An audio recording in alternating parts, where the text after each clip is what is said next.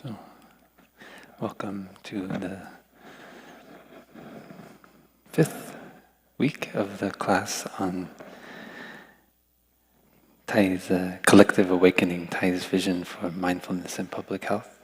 And today we're going into the book Being Peace. This is the beautiful new edition. Katie Eberl from Parallax designed it. Nice. With the foreword from Dr. Jane Goodall. We'll start with 3 sounds of the bell. You can practice being peace already. Just noticing any worry, anxiety, agitation present in our body or our mind. And bring all of our attention to our breathing and allow it to calm down that anxiety, that worry.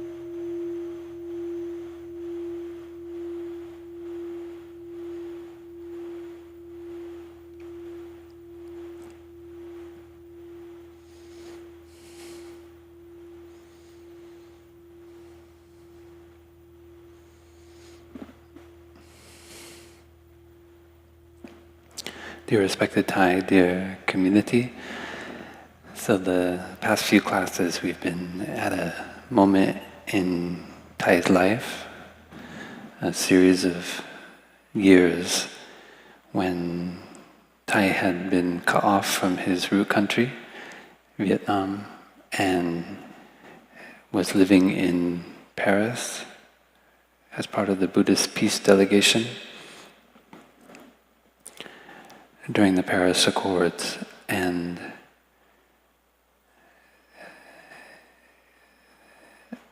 it's really precious to be able to get in touch with Thai at that time.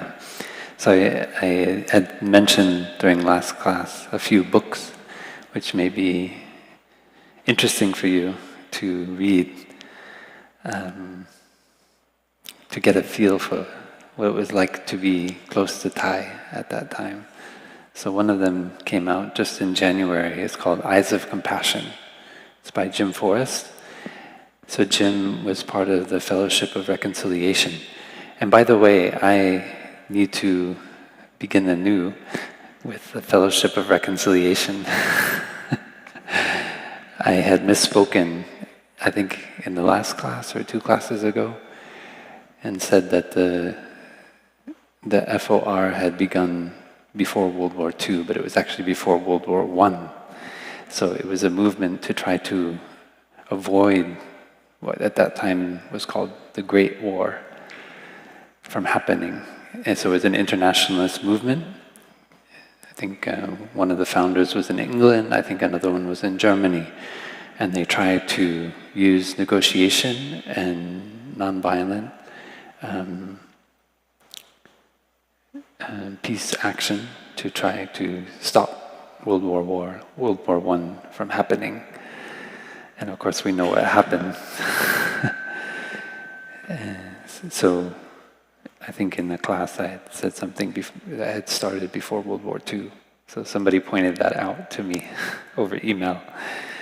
And thank you very much. I wasn't sure, and I remembered it as World War I, but I wasn't sure, so I thought, well, I'll hedge my bets, at least before World War II. So Jim Forrest was working with Alfred Hassler, who at that time was the executive secretary of the Fellowship of Reconciliation in the United States. This is in 1967, 68. And there's a wonderful book called The Five Powers. It's a comic book, and they made it into a kind of somewhat animated movie that tells some of the story of the relationship between Thai, Sister Shankong, and Alfred Hassler of the Fellowship of Reconciliation. So it's really lovely. It's called The Five Powers. I think they just did a rebooted version of the film, so you can look for it online. Jim Forrest was asked by Al Hassler to help bring Thai around to the many talks that Thai was giving about the third way, right? The way that followed the will of the people, which was to stop the war from happening. So when Thai was in the 68, was going around and teaching, giving talks about the war. So Jim was one of the people who went with Thai and was kind of Thai's attendant. And he went on to continue to write a number of books, which I have not read, but this one is very, very precious. He's a very good writer. It's very concise, lovely stories about Thai. I thought I would read one of my favorite ones. Actually, there's so many good ones, so I don't really... This one's called, Are You 21?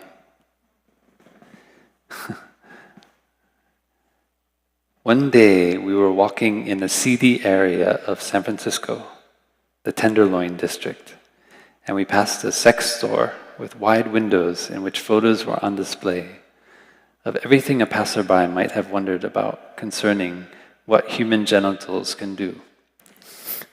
Embarrassed, I pretended I didn't see the store, imagining Thai would do the same. But no, he stopped, calmly gazing at the pornography. Then he pointed to a small sign in the window that read, "You must be 21 years old and able to prove it to enter this store." "Jim," asked Thai, "are you 21?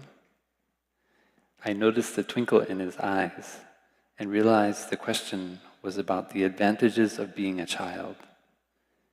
"No, I'm not 21. "Good," said Thai. "Neither am I. We don't have to go inside."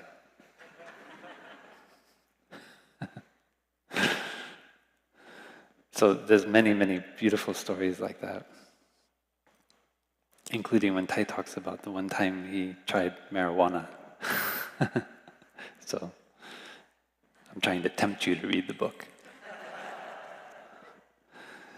And another book I mentioned last class was Brothers in the Beloved Community.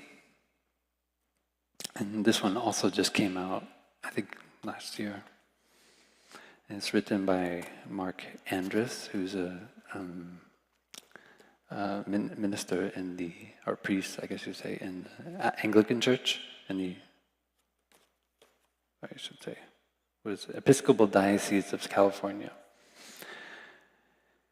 It's a very beautifully researched book on the relationship between Martin Luther King Jr. and Thai.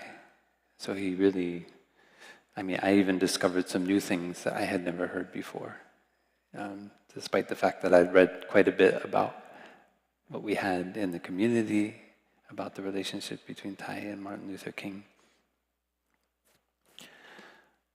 and especially how Thai influenced Martin Luther King to come out against the war in Vietnam, and also was influenced by him in continuing to build, or making a vow to continue to build the beloved community and how and in what ways the Sangha that we live in today is a product of that vow that Thich made when Martin Luther King was assassinated. So it's a work of scholarship, very wonderful, with wonderful stories. And yeah, like I mentioned last week too, normally I'm not up here plugging books, but these are some of my favorites because I really love to learn, as I said, about this time in Thai's life. Part of me wishes that I could be. I was lucky to study with Thai for more than 10 years as a monk and work with Thai and know Thai personally, but somehow at this time it was so precious because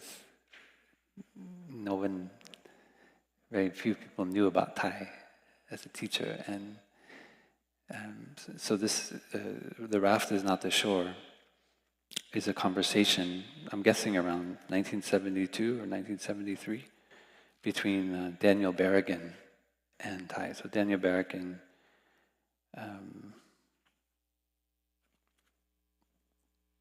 was a Jesuit priest, and he had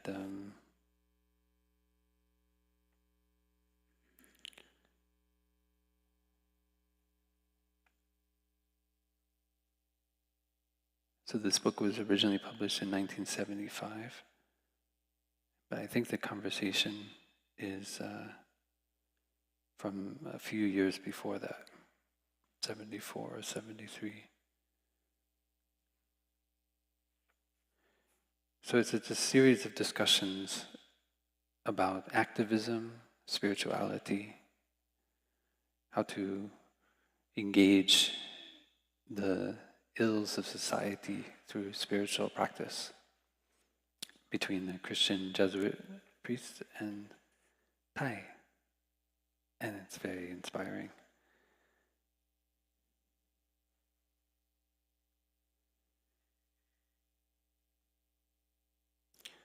So, okay, those 3 books. I was lazy this week. I wanted to put a link to them on the Basecamp forum. So for those of you who are maybe just coming up for the day, how many of you just came up for the night? Okay. So there actually is a online forum for the course, which you might like to join. I find it very nourishing. We have a writing prompt each week, kind of question that we reflect on. And I find it so nourishing to check my email or get a notification and then have this incredible, insightful paragraph or more that somebody has written. It's so nourishing. So it's really lovely. If you go onto the website, the Deer Park website, there's a link to the form, and you click on it, and then usually once a week I add everybody into the forum, and then you can enjoy reading all these responses. So the question last week was from the poem in The Miracle of Mindfulness, Butterfly over the field of golden mustard flowers, which says, be a bud sitting quietly in the hedge, be a smile, one part of wondrous existence. Stand here. There is no need to depart. This homeland is as beautiful as the homeland of our childhood. Do not harm it, please, and continue to sing. And we talk a lot about revolution, so what it means to bring about a revolution within society, faced with polarization,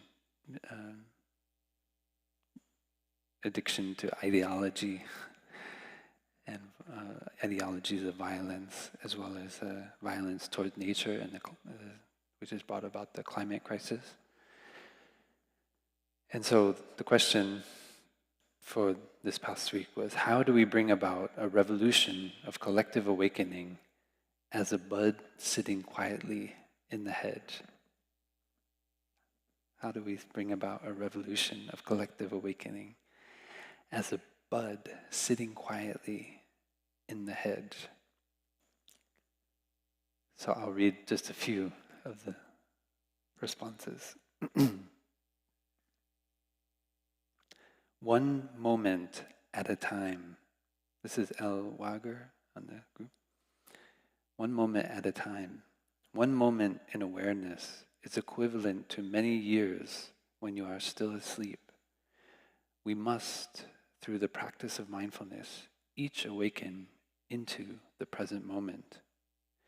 This will bring us more awareness about our true nature and what our purpose is. When we have touched our true nature, then everything becomes possible because a deep sense of healing will have occurred. We will then love ourselves and become more compassionate towards ourselves. This will allow us to treat others in that way also. As our awareness deepens, we will begin to see ourselves and each other as spirit and know that we are here to grow in love and that everything else is simply an illusion. Therefore, we must bring about a revolution within ourselves first. We must go inward and heal deeply so we can go out into the world in love and in compassion.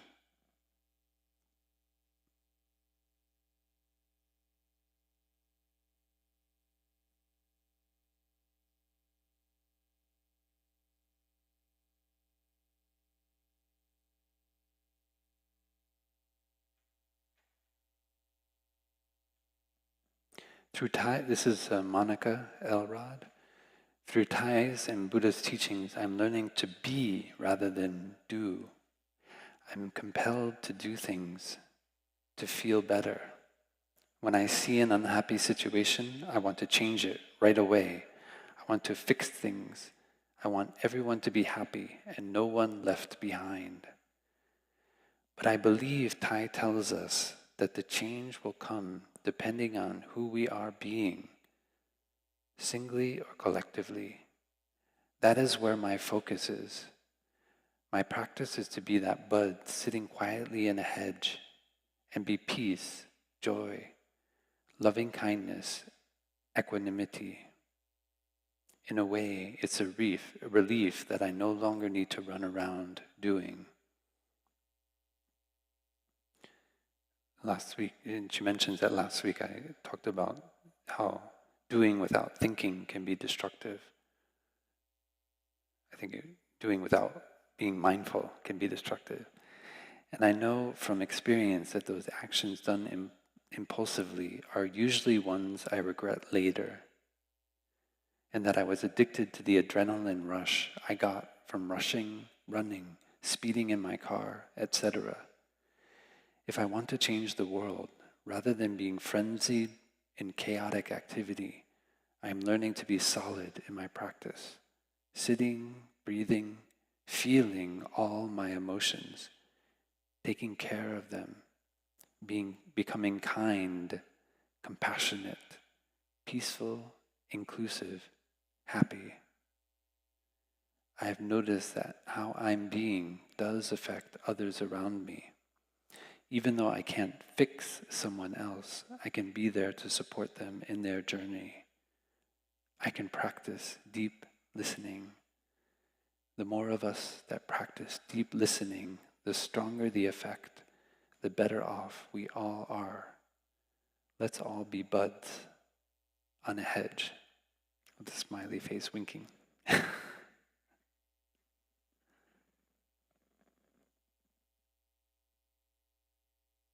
Yeah, there are many wonderful responses.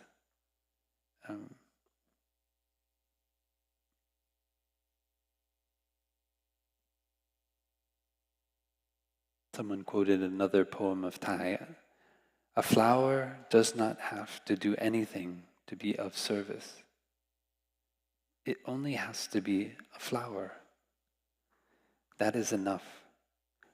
A human being, a true human being, is enough to make the whole world rejoice.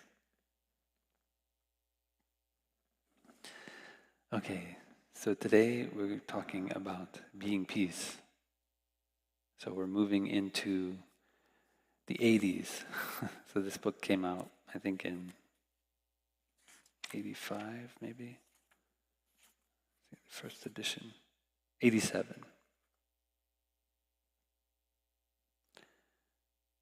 And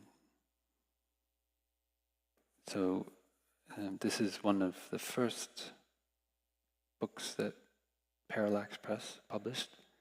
So when it just formed in the mid-80s. And a man named Arnie Kotler founded Parallax Press with Thich. And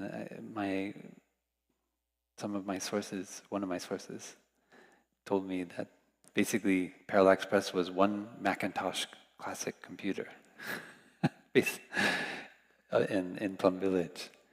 And so I think that Macintosh computer produced this book. Of course, not the beautiful cover that you have here, but the text of the book was edited by Arnie in that Macintosh computer. So this is, in some ways, I feel a new era in Thai's voice. So the Miracle of Mindfulness, right, was a letter that was written to, originally in Vietnamese, to the workers who continued the work of the School of Youth for Social Service in Vietnam.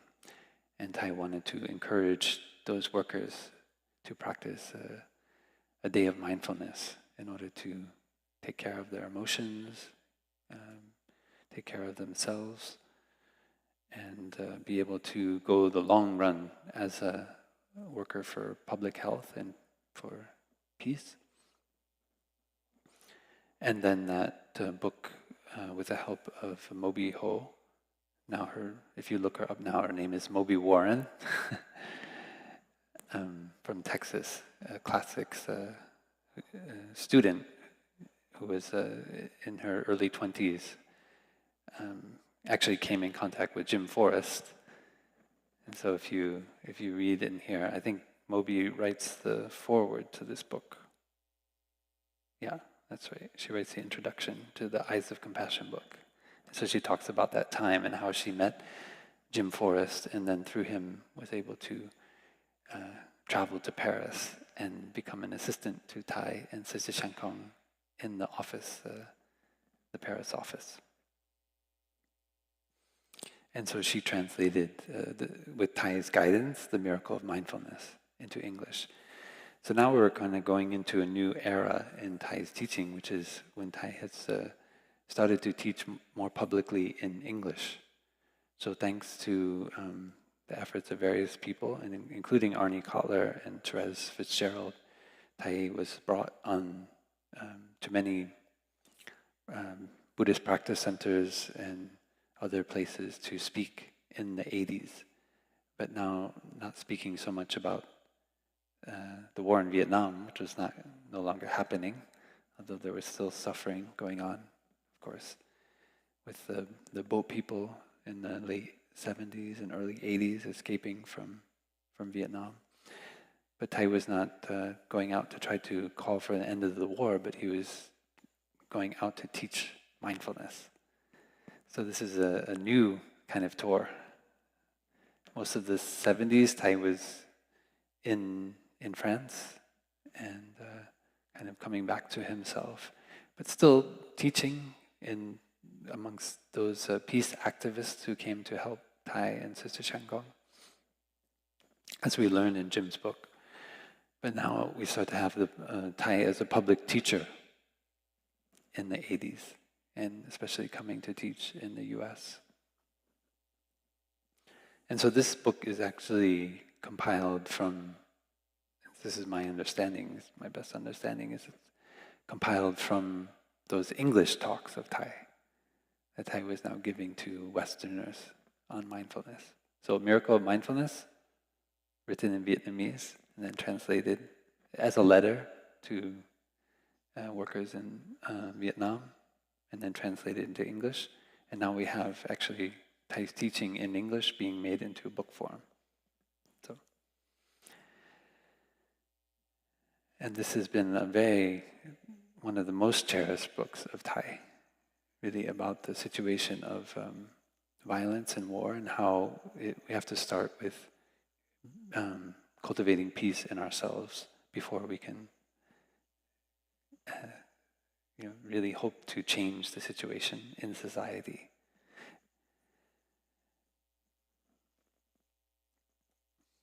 Thich says, if we are not happy, if we are not peaceful, we can't share peace and happiness with others, even those we love, those who live under the same roof. If we are peaceful, if we are happy, we can smile and blossom like a flower, and everyone in our family, our entire society will benefit from our peace. Do we need to make a special effort to enjoy the beauty of the blue sky? Do we have to practice to be able to enjoy it? No, we just enjoy it. Each second, each minute of our lives can be like this. So we can get caught in our mindfulness practice, thinking it's like a big effort. You have to put so much energy into be mindful. Like we're fighting waves of thinking that are overwhelming us, waves of anxiety and feelings. And this is a call to practice non-violence within ourselves, within our own body and mind. That thinking, those emotions, they're also part of us. Why do we get the idea that practice is work? That we need to fight against a sea of thoughts and emotions? Mindfulness is shining the light on what's already there. We just look at it like the blue sky. We don't need to make it into a struggle. Wherever we are, anytime, we have the capacity to enjoy the sunshine, the presence of each other, even the sensation of our breathing. We don't need to go to China to enjoy the blue sky. We don't have to travel into the future to enjoy our breathing. We can be in touch with these things right now. It would be a pity if we were only aware of suffering.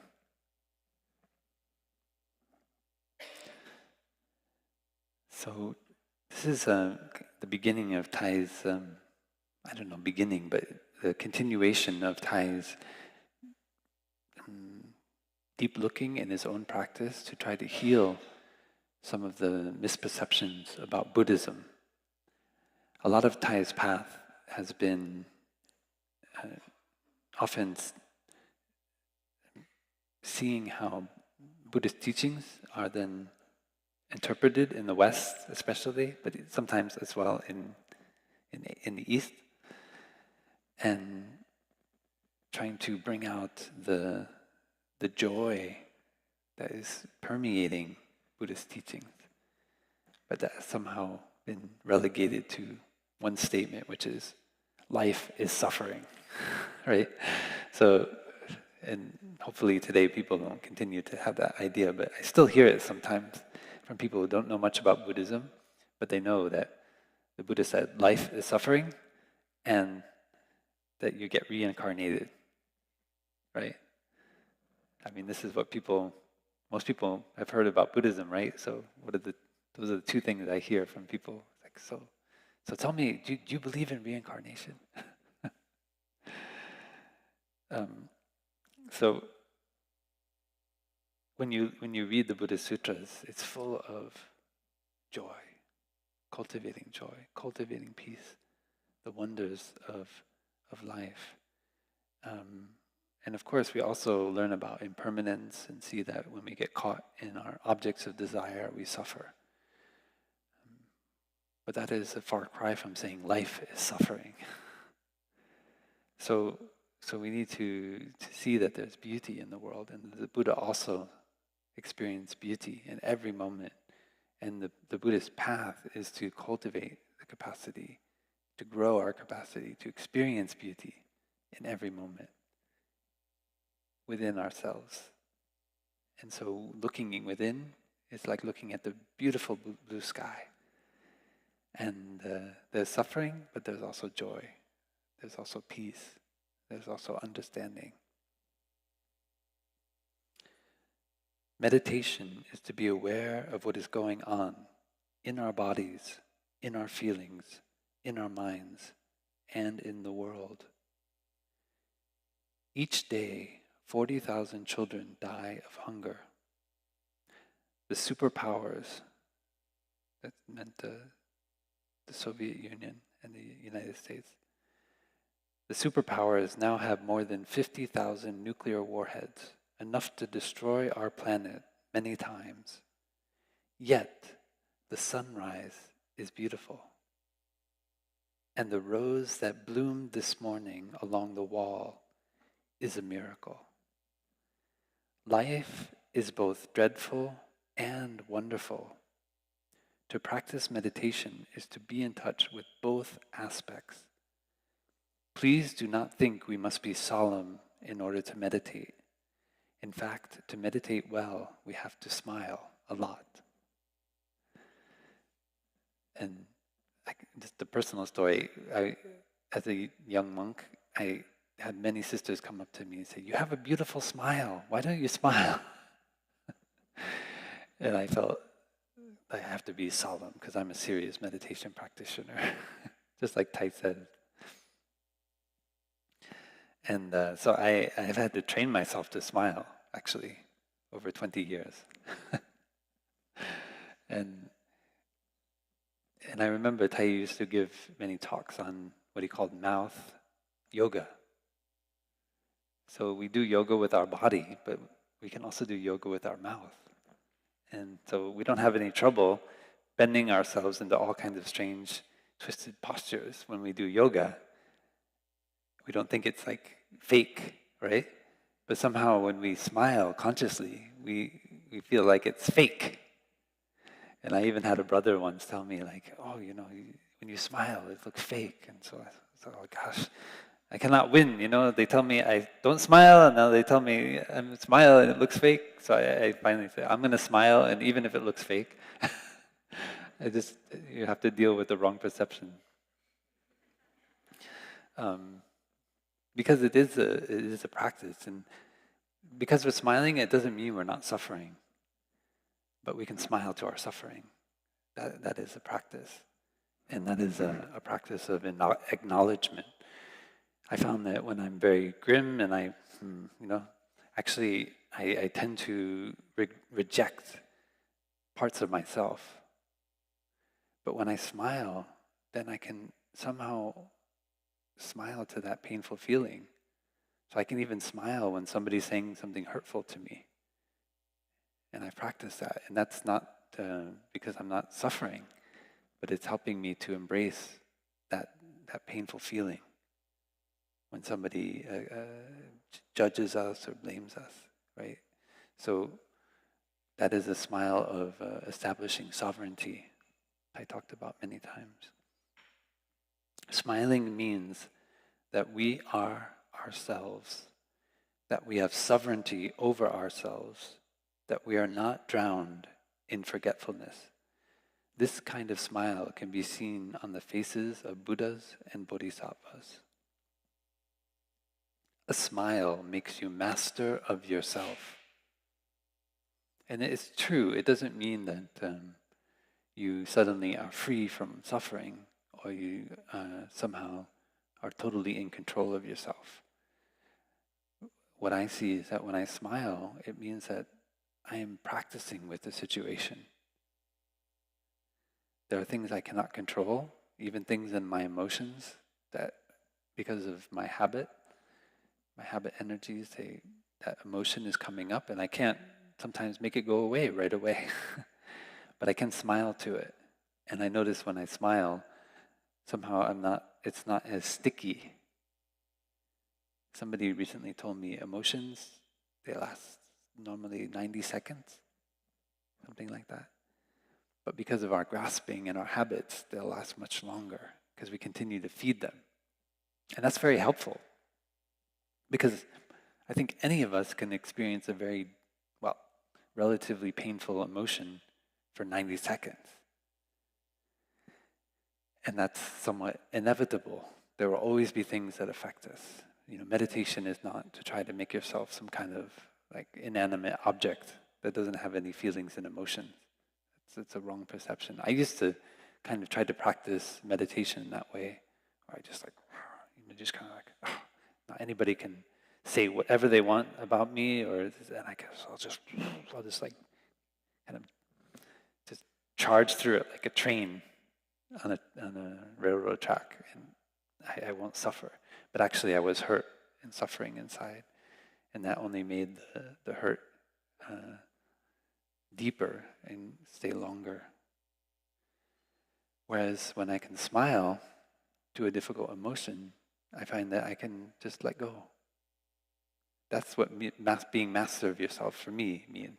It doesn't mean trying to force or control your emotions. It means being able to let go, not to be able to continue to nourish with your thinking, your perceptions, whatever has given rise to that emotion.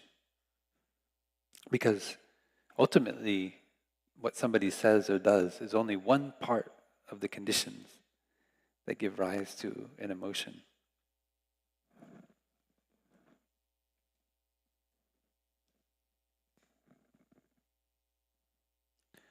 So there's a wonderful teaching on the 5 universals, which I teach many times just because I found it very helpful. It's kind of like the nuts and bolts of how an emotion manifests. So you have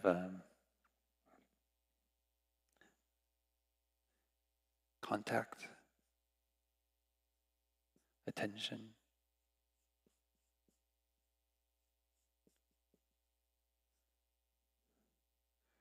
feeling,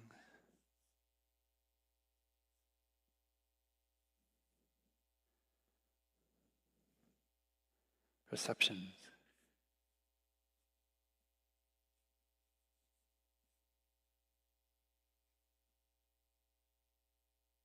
and volition.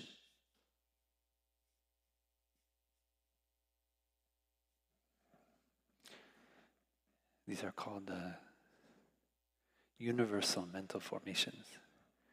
Sarvatraga. It's a fun word in Sanskrit. Sarvatra. Ga. Ga means to go, but when you put it at the end of a word, it means like something has that quality of sarvatra.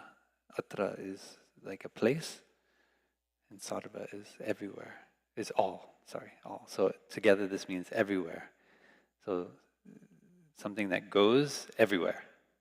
It means it's universal. And universal in the sense that every moment of consciousness has the presence of these 5 aspects. And these are changing and manifesting very, very quickly, every second. So, for example, we may attend to something, we direct our attention because our volition is directing our attention. When I'm giving a talk, from time to time I look at the audience, so that's my volition. It's conditioned from the past, so then my attention goes out and I look to see, are they understanding what I'm saying? Or maybe does it look like I'm speaking in a different language, or is people interested or bored? So anyway, I have a volition to look from time to time to look out and see, do you understand what I'm saying? And that directs my attention. And then my eyes come in contact with your faces. And then due to that contact, there arise feelings and perceptions. So it could be a pleasant feeling. If somebody's looking at me like, what's up with that guy? What the heck is he talking about?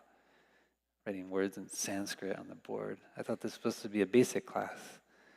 And they're looking, then I start to have a perception, I have certain feelings and perceptions, right? Based on that contact with my eyes with that person's face. So that's just an example but you can apply this to anything, any of our senses. Contact in the Buddhist sense is the contact between the sense organ and the sense object. So eye and forms, ears and sounds, and so forth. The contact gives rise to, for example, eye consciousness. So these 5 universal mental formations, it's very, very helpful for you to recognize them and also understand the different ways in which they manifest, because our perceptions then feed our volition, which then drives us to attend to some other thing, and this continues on. You see, it's just rapid fire. We're always changing and adapting to every situation. Our volition is changing, but there, of course, are deeper volitions, which are a kind of accumulation of our habits. What we call habits are basically our deeper volition, and we are always we get addicted through volition, driving attention to sense objects. Like the story, if it was somebody else looking at that pornography in the Tenderloin district, there are probably lots of men who are just addicted to going into that shop, and they just have to go over and over again. So that's when the volition becomes an addiction, when we do it over and over again. So meditation is to see these qualities manifesting in every moment, and we can actually interrupt the cycle of addiction. There are many places, but especially in our volition and our attention, we can decide not to attend to things that are causing painful feelings to arise. Maybe at first it's a pleasant feeling, but over time it leads to painful feelings. So there are a lot of things like that, like pornography or smoking or drinking, the contact between the taste of the alcohol and our tongue, our body, the feelings we have in our body when we drink alcohol. So that gives rise to stronger volition to want to drink. And then we look for places where we can get alcohol. And you see, it's pretty simple. It's not so complicated, but it's the basis of Buddhist psychology. and it's not just for describing reality, it's to see those places where we can intervene and change the situation. And we change it by cultivating what we call appropriate attention.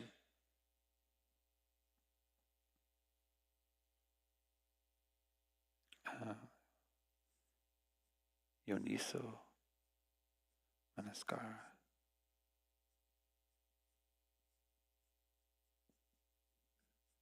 Manaskara is attention. It means like you make your mind to go in a certain direction. Kara is like karma, to do, and mana is the mind. And yoniso means we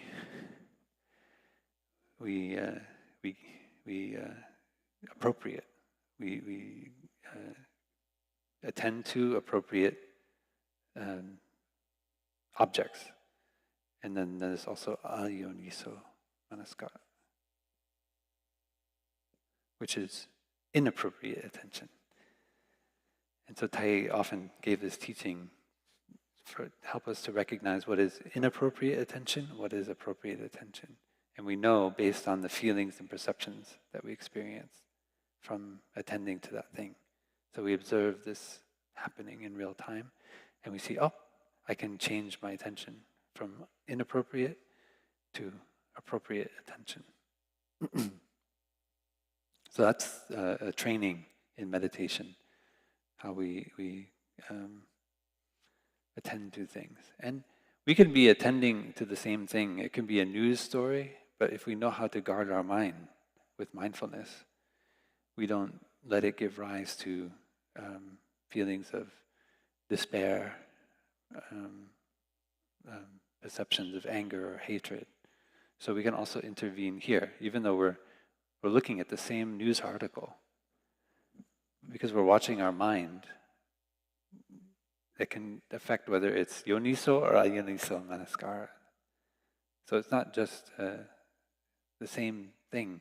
We can even look, to come back to the example of pornography and see with compassion and see that these actors are perhaps don't have money, they don't have a job, they would prefer maybe not to do this kind of display of their bodies, but because of situations, maybe even trauma in their life, they are driven to do that. So then the same object, but we have compassion and understanding rather than just craving and sexual desire. So we can work at the level of perceptions too, and change our perception, bring in understanding. Maybe we can listen to the sound of the bell.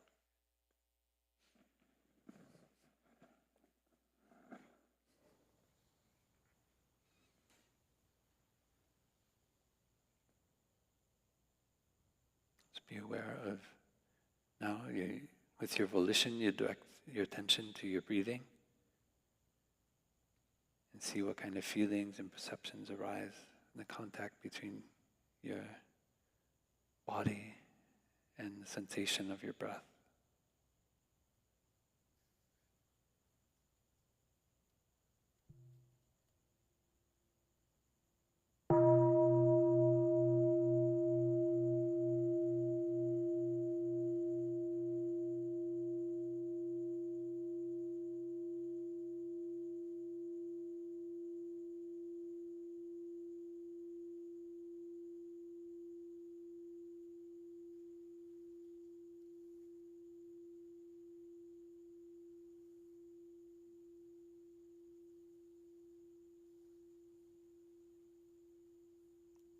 So how many of us have pleasant feelings being aware of our breath?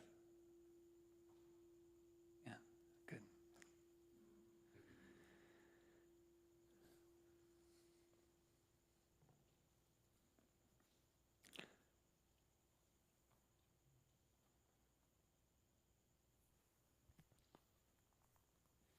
Recently, this is Thai in Being Peace. Recently, one friend asked me, how can I force myself to smile when I am filled with sorrow? It isn't natural. I told her she must be able to smile to her sorrow because we are more than our sorrow. A human being is like a television set with millions of channels. If we turn the Buddha on, we are the Buddha. If we turn sorrow on, we are sorrow. If we turn a smile on, we really are the smile. We can't let just one channel dominate us. We have the seeds of everything in us, and we have to take the situation in hand to recover our own sovereignty.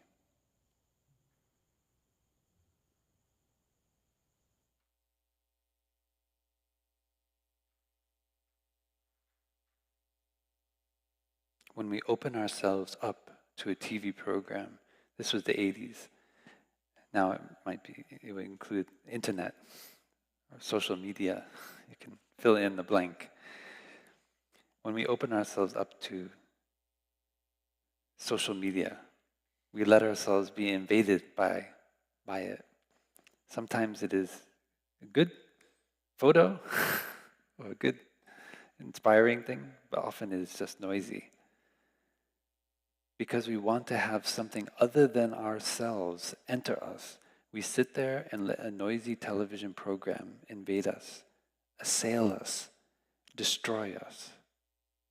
Even if our nervous system suffers, we don't have the courage to stand up and turn it off, because if we do that, we will have to return to ourself. Very interesting. If we get up to turn it off, we will have to return to ourself. So what is it that keeps us from being able to return to ourself? And oftentimes I find it's just painful feelings.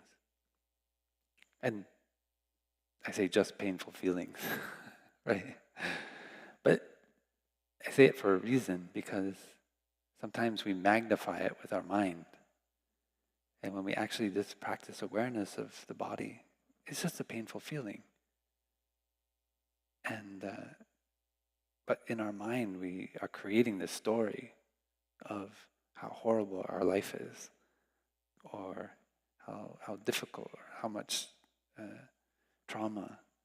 It's not to say we don't have trauma or we don't have difficulty, right? But it's to say, how do we reestablish sovereignty by just coming back, letting go of the past, letting go of the future in that moment, letting go of the story, just being with that feeling. And then it's okay. Just for that second, at least, it's okay. This is something I practiced when I started meditating, and I just wanted to break through and get enlightenment and just get rid of my old self and be this new self. I learned to let go of the past, let go of the future, my anxiety, my worry about the future, and just be with the physical sensations, real in my body, that are there in this moment. And I learned that it was fine, that it wasn't so bad. And it was more the story that I was telling myself over and over, which was magnifying that painful feeling into you're a horrible person, or you're not worthy, or you'll never be good enough, or whatever form that thinking might take.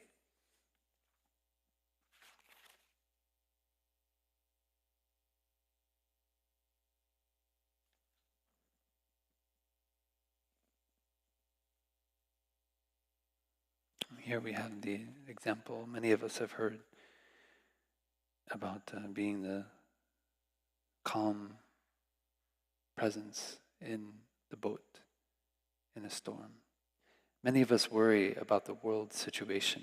We don't know when the bombs will explode. We feel that we are on the edge of time. As individuals, we feel helpless, despairing. The situation is so dangerous. Injustice is so widespread. The danger is so close. In this kind of situation, if we panic, things will only get worse. We need to remain calm, to see clearly. Meditation is to be aware and to try to help. I like to use the example of a small boat crossing the Gulf of Siam. In Vietnam, there are many people called boat people who leave the country in small boats. Often the boats are caught in rough seas or storms. The people may panic and boats can sink. But if even one person aboard can remain calm, lucid, knowing what to do and what not to do, he or she can help the boat survive. His or her expression, face, voice, communicates clarity and calmness, and people have trust in that person. They will listen to what he or she says. One such person can save the lives of many. And it's important to know that that person, it doesn't mean that person doesn't have anxiety or fear. But they don't let that anxiety or fear overwhelm them, take over their mind. I once had a student named Thich who'd entered the monastery at the age of 6. At the age of 17, he began to study with me. Later, he was the first director of the School of Youth for Social Service, where he directed thousands of young people working during the war in Vietnam, rebuilding villages that were destroyed and resettling tens of thousands of refugees fleeing the war zones. He was killed in an accident. I was in Copenhagen when I heard of the death of my student. He was a very gentle monk, very brave. So this is a little bit of the history of the monk who also worked with Sister Shankong at the beginning of the School of Youth for Social Service, Thich. And if I didn't bring a picture of him, but you can look online. There are some pictures. I always, when I hear things about him, I feel very inspired. We are all Buddhas because only through us can understanding and love become tangible and effective. Thich was killed during his effort to help other people. Thai is very diplomatic here, but Thich was killed by a American GI who was driving a truck and he's killed walking along the street.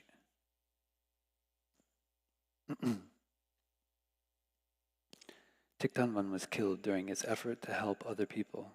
He was a good Buddhist. He was a good Buddha because he was able to help tens of thousands of people, victims of the war. Because of him, awakening, understanding, and love were real things for many people. So we can call him a Buddha body. In Sanskrit, we say Buddhakaya. For Buddhism to be real, there must be a Buddhakaya, an embodiment of awakened activity. An embodiment of awakened activity.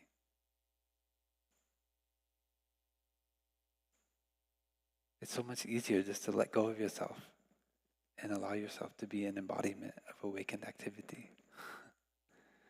You can do it like that. You don't have to wait. Otherwise, Buddhism is just a word. Thich was a Buddhakaya. Shakyamuni was a Buddhakaya. When we realize awakening, when we are understanding and loving, when we realize awakening, when we are understanding and loving, each of us is a Buddhakaya.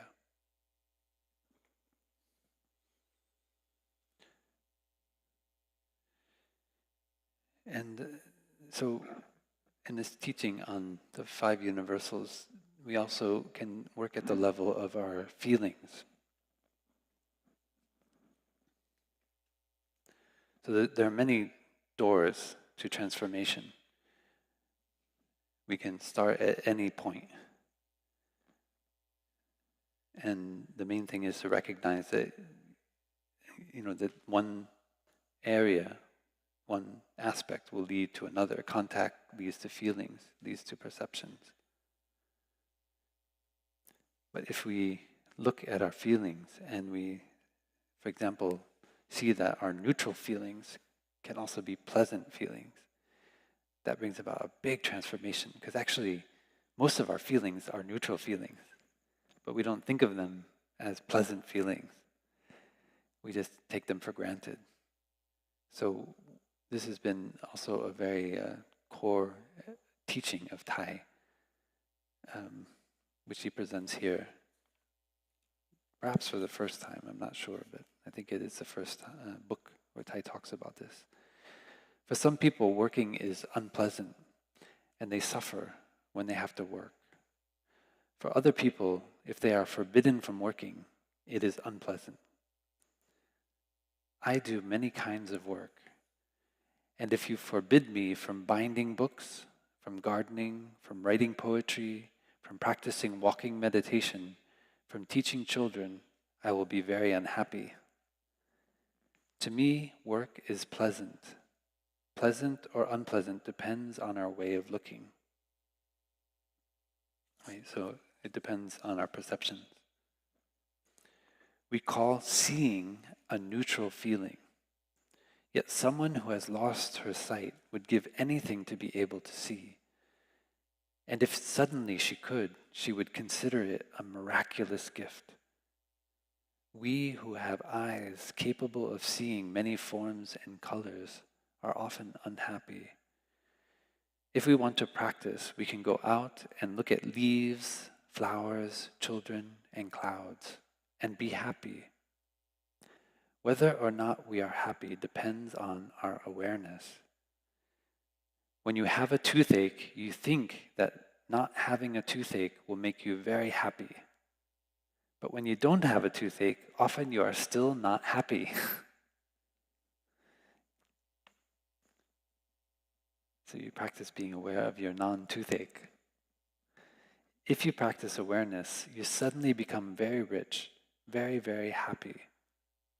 Practicing Buddhism is a clever way to enjoy life. Happiness is available. Please help yourself to it. All of us have the capacity of transforming neutral feelings into pleasant feelings, very pleasant feelings that can last a long time. This is what we practice during sitting and walking meditation. If you are happy, all of us will profit from it. Society will profit from it.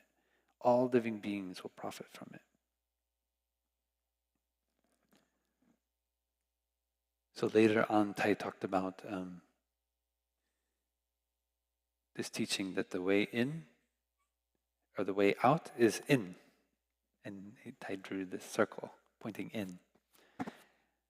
And he said, if we know how to come back to ourselves and take care of ourselves, then our partner also learns how to do it, and they come back and they take care of themselves. So they're happier. And then our children as well learn how to do it. And then that creates a whole family that is able to take care of themselves. Last week we listened to the example of from the sutras of the man who balances the bamboo stick on his forehead and the little girl who climbs up it on top to perform. And he says, if you look at me and I look at you, we will avoid an accident. And she says, no, I will take care of myself and you take care of yourself. That is the best way we can protect ourselves. So this is that same teaching. We come within and we benefit, others profit. If you are happy, all of us will profit from it. Society will profit from it. All living beings will profit from it. This is really the basis of Thay's vision for public health. And it seems really simple, but somehow we don't do it. We don't take care of ourselves. And so we're incapable of taking care of others. Even if we're a social worker, even if we're in an area that, like medical, healthcare workers, doctors, nurses, if we don't take care of ourselves, if we are not happy in our profession, how could we possibly help others? In fact, we could cause more harm by our lack of mindfulness. Because of our agitation and worry, we do something wrong, and it causes someone else a lot of pain and suffering. So it seems selfish, but actually it's intelligent kind of selfishness to take care of ourselves first. And that's the principle of being here at Deer Park. It's really simple. You want to stay long at Deer Park? Learn how to take care of yourself. Because I can't do it for you. None of the brothers can do it for you. I mean, we can help, we can sit and listen, we can give advice, but if you don't do it yourself, what can we do? So we just try to create conditions for you to be able to take care of yourself. And then if you're happy, it's very easy. Then you can live in harmony with the community. It's so simple. Right? But of course, it takes a long time to transform our suffering. But in a moment, we can see that we still have good conditions for happiness, and we focus on those conditions rather than always focusing on our suffering or our trauma. We focus on good conditions in order to have more stability to take care of our suffering. Let's listen to the sound of the bell.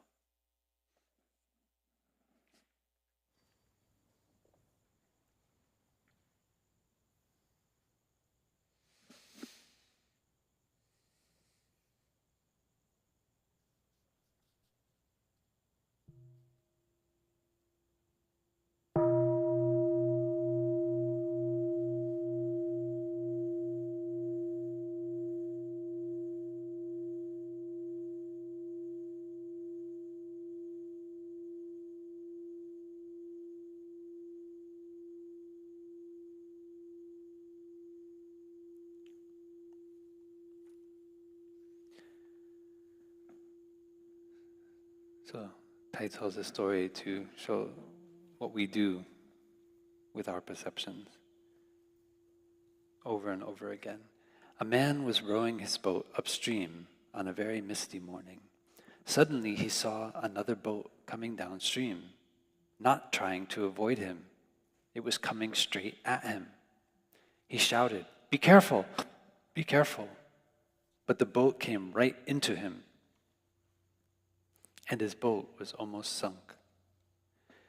The man became very angry, and he began to shout at the other person to give him a piece of his mind. But when he looked closely, he saw that there was no one in the other boat. It turned out that the boat just got loose and went downstream. All his anger vanished, and he laughed and laughed. If our perceptions are not correct, they may give us a lot of bad feelings. Buddhism teaches us how to look at things deeply in order to understand their own true nature, so that we will not be misled into suffering and bad feelings. So actually, this is the case all the time, because when we look deeply, we see that we don't have a separate self in ourselves, and the other person doesn't have a separate self. So actually, the boat is always empty.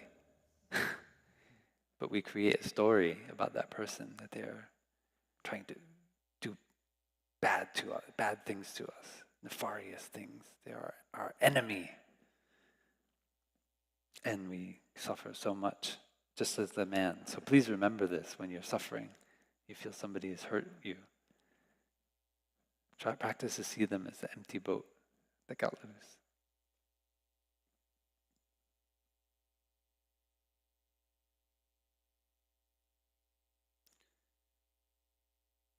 And so Tai shares a little bit more about this teaching of no self.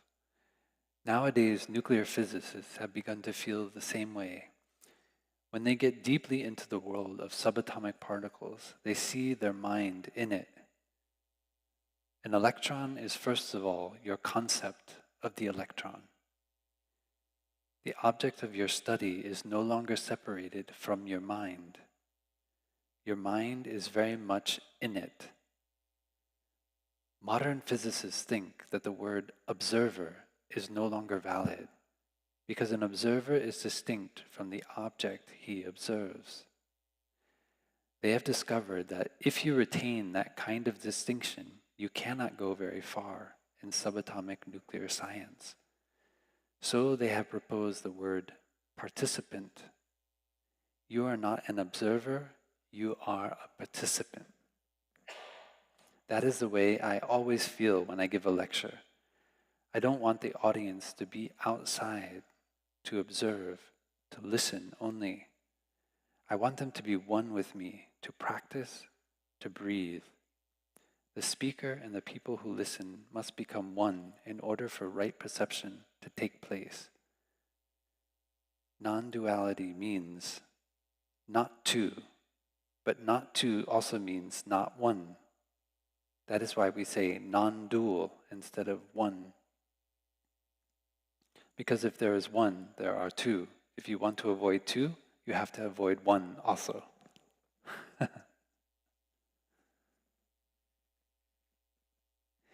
In the Satipatthana Sutta, the basic manual on meditation from the time of the Buddha, it is recorded, the practitioner will have to contemplate body in the body, feelings in the feelings, mind in the mind, objects of mind in the objects of mind.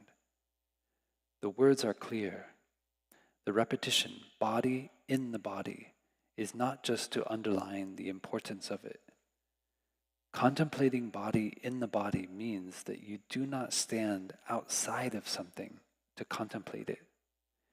You must be one with it, with no distinction between the contemplator and the contemplated. Contemplating body in the body means that you should not look on your body as the object of your contemplation. You have to be one with it. The message is clear.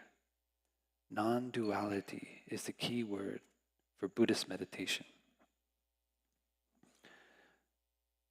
So in the coming weeks, we'll go deeper into this sutta on the 4 establishments of mindfulness, the Satipatthana Sutta, which has this refrain that Thai is quoting here. The body in the body. We contemplate the body in the body, not our concept of a body, just like we need now to study quantum physics, not to get caught in our concept of an electron. We need to be a participant in the experience of mindfulness. So as you continue in your practice here, try to see in what ways you're just creating perceptions about your body, rather than being both participant and the observer and the observed. It's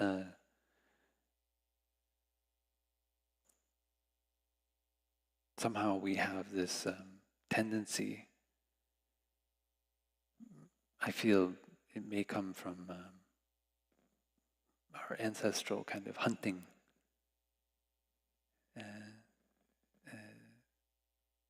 habit, which is to kind of observe something that is out of place in the foliage, like the little bit of a haunch of a deer, and then we look at it and we want to know, what is it, in order to maybe throw a spear or throw a stone. And the same is true of trying to find fruits and roots in the foliage. We try to look and see there's a little bit of brightness on the ripe fruit, and it catches our eye, and so we focus on it. And so we tend to do the same thing with our emotions. It's like we're hunting our emotions, and we want to somehow just eradicate them by just throwing a spear or a stone or something like that at it, because it's our anger is there and we feel it's out of place. I want to be calm. So with meditation, we start to see, but just like in the foliage of the forest, actually it's all quite green and beautiful. So you learn to focus on the neutral feelings, like the beautiful foliage, and not just on the bit of the deer that you're trying to hunt or the fruit that you want to pick. You expand your awareness outward and you see, oh wow, actually, I don't need that fruit. I don't need to hunt that deer. So when anger comes up or a difficult emotion, that's how you practice to be a participant and not just an observer. You expand your awareness out and you see that you're also not separate from the foliage. That when you're standing in the forest, you are a full participant in the experience, in your native habitat of being in that forest. You are the forest as well. And that has helped me, that kind of full participation in mindfulness practice helps me to overcome this tendency to separate and say, I am an observer, observing my body. I am an observer, observing my feelings, observing my mind and my objects of mind. And it actually becomes easier like that. It's very hard when you treat your feelings as something, as an object, because you can't do very much. You're observing it like something written on the wall. But when you're participating in it, when you see that the feeling is you, then actually you recognize what's nourishing the feeling, and you stop nourishing. You stop that nourishment if it's a painful feeling or difficult emotion. So that's what participating in contemplation means.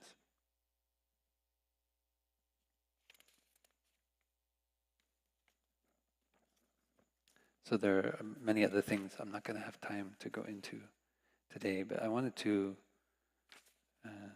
have a moment to touch on some of Thai's teaching about enemies and violence.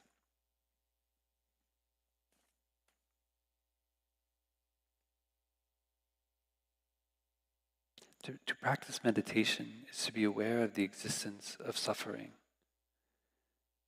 The first Dhamma talk that the Buddha gave was about suffering and the way out of suffering.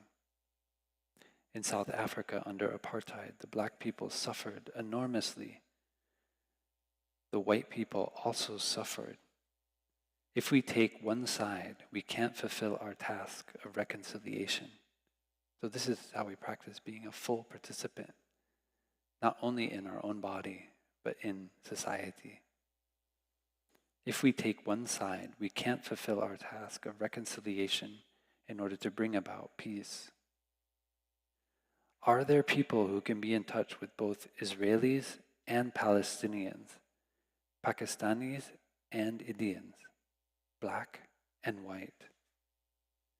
Without them, the situation gets worse. There must be people who can get in touch with both sides, understanding the suffering of each other, understanding the suffering of each, and telling each side about the other. We need people who can help bring mediation and reconciliation to nations in conflict. Can Americans be more than Americans? Can we be people who understand deeply the suffering of both sides? Can we bring the message of reconciliation?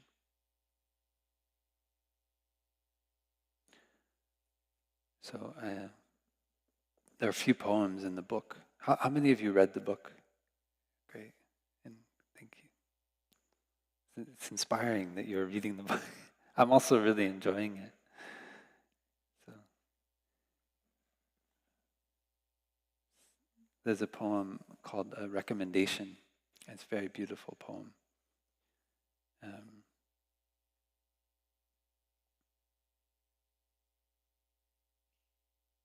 I said, the young Buddhist workers in Vietnam tried to do this kind of meditation, which is talking about meditation on non-duality, what we just learned about, not taking one side or the other. Many of them died during service. I wrote a poem for my young brothers and sisters on how to die non-violently, without hatred. How to die non-violently, without hatred. It is called Recommendation. Promise me this day, promise me now while the sun is overhead, exactly at the zenith. Promise me, even as they strike you down with a mountain of hatred and violence, even as they step on you and crush you like a worm, even as they dismember and disembowel you. Remember, brother, remember, man is not our enemy. The only thing worthy of you is compassion. Invincible, limitless, unconditional. Hatred will never let you face the beast in man. One day, when you face this beast alone, with your courage intact, your eyes kind, untroubled, even as no one sees them, out of your smile will bloom a flower, and those who love you will behold you across 10,000 worlds of birth and dying. Alone again, I will go on with bent head, knowing that love has become eternal. On the long, rough road, the sun and the moon will continue to shine. One of our brothers sings this song very beautifully, Phap at Blue Cliff Monastery. It was put to music by a group, I think, of Benedictine monks in a monastery in Vermont, if I remember correctly. They wrote the music to this, and we'll listen to it. Alone again, I'll go on with bent head, but knowing the immortality immortality of love, and on the long rough road both sun and moon will shine. Promise me this day, while the sun is just overhead, even as they strike you down with a mountain of hate and violence. Remember, brother, man is not our enemy. Just your pity, just your love, invincible, limitless. Hatred will never let you face the beast in man. And one day when you face this beast alone, your courage intact, your eyes kind, out of your smile will bloom a flower. And those who love you will behold you across 10,000 worlds of dying and birth. Alone again, now go on, with bent hand but knowing the immortality of love, and on the long rough road both sun and moon will shine, lightening my way.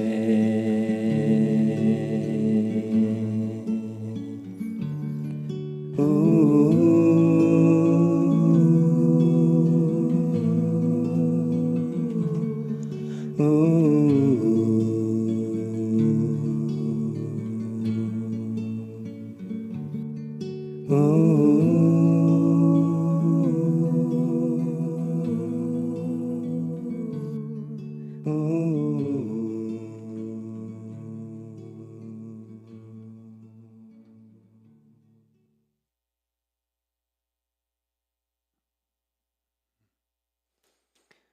Thank you. I hope you hold this song in your heart, and when you're faced with violence, that we know we are not alone. We're not alone. We always have the Sangha, lifetime after lifetime. So thank you. I'll finish with 3 sounds of the bell.